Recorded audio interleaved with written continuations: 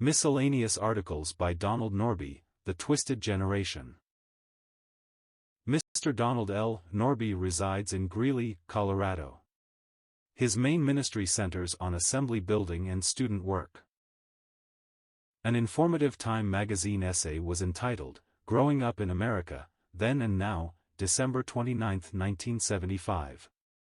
In it, Robert Coles pointed out that great changes have come in recent years. Some sociologists state that our culture has changed more in the past 10 years than in the previous 200 years. Coles emphasized the strongly religious nature of our past culture. Above all, he said, there was what might be called a strongly moral education. Such an education for the colonists was by definition religious. Gods were made known to the child, page 27. He further stated, the minister's words were given enormous respect. Church lasted many hours, not one, and was very much at the center of the family's life. Children were not coaxed, begged, bargained with, they were told and expected to respond immediately, page 27. Today the psychologist is consulted rather than the minister, and Dr. Spock has been the Bible for many homes. Coles said, the prevailing concern of parents is not what the child ought to believe and live up to, in the way of standards, rock-bottom beliefs, a religious faith, but what is best for the child, page 28. Parents with no absolutes in the way of moral and religious values now scurry from one psychologist to another in their frantic search for values and what is best for the child. Psychological theories ebb and flow. And the Christian parent is often left bewildered and confused. There has never been a generation in this country which has known such destruction of homes and young people, strict homes, permissive homes, Christian homes, non-Christian homes, all have lost sons and daughters to the drug culture. And some have never found their way out. Rock music and drugs. Rock music beginning with the Beatles began to glorify the use of drugs. Pot, uppers, downers, psychedelics, drop out and turn on. Leave the phony, materialistic society of your parents and gain instant wisdom and insight through dope. They don't understand you, they don't love you. They just want to put you in a box. Run away, leave. You have to live your own life. Some in their search tried heroin and discovered too late that they were hopelessly hooked. A habit may cost $100 a day, and driven by the gnawing hunger for another fix they steal, prostitute their bodies and become lawless. The drug user rejects increasingly all of straight society. He is right, they are wrong. Laws are made to be broken. Booze. Many young people today are turning to booze. It is legal and easily available. Both junior and senior high young people are drinking more and more. Alcoholism is becoming a major problem with many teenagers. Young people with good minds and strong bodies destroy themselves. Sex. And then there is sex. There have always been immoral people in society. But these have been viewed as an aberration, not the norm. Society as a whole has rejected such conduct in the past, but this is no longer true. Increasingly the attitude is that society has no right to dictate to anyone his or her lifestyle. More people are living together without marriage. Marriage vows are ridiculed, just a piece of paper. Sexual love is to be enjoyed freely as long as both have feeling for one another.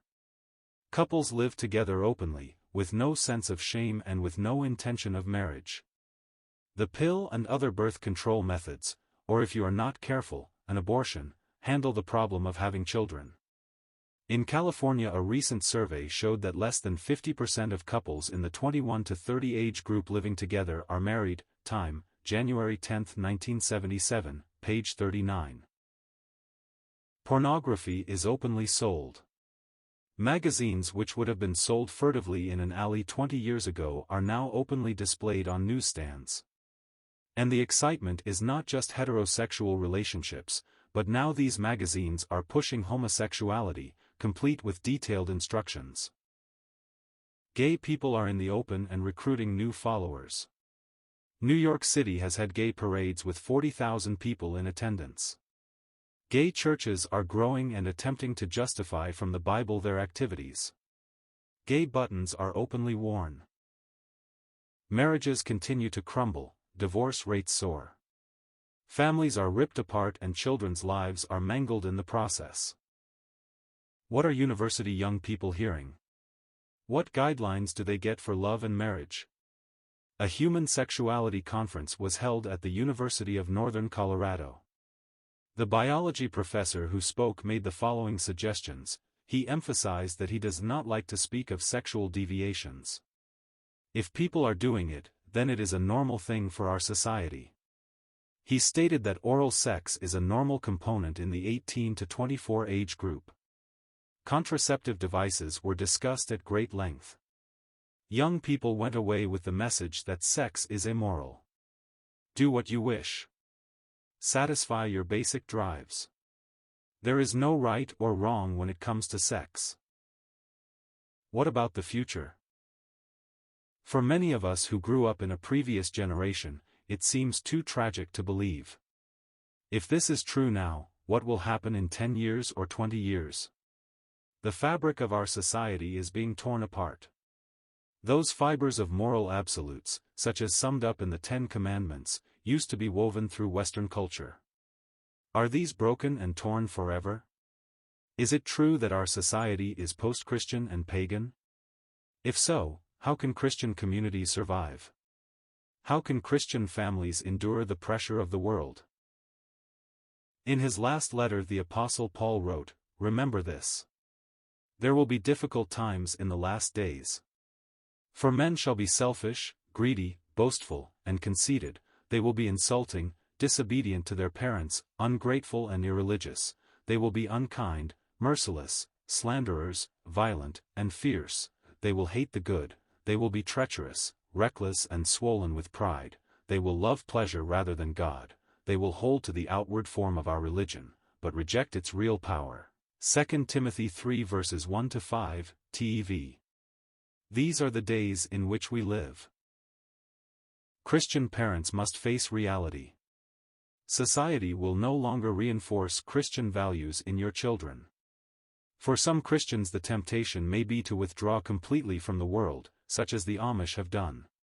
For those who feel concerned to remain in the world and to live for God, the tension is great. There must be concern for children who are so easily influenced. The home will need to be saturated with the Word of God, with prayer and with love. Television will need to be regulated. With its vital impact it is very formative of thought and life. There will need to be a strong, supportive Christian fellowship with a compassionate concern for the young. Many will feel the need to remove their children from public schools where moral restraint is gone and to put them in Christian schools. This is especially true up through high school. Christian camps and conferences can strengthen right friendships and attitudes. Young people need all the help they can get. And then parents must pray, earnestly pray. Pray that as your children get older they will choose for God.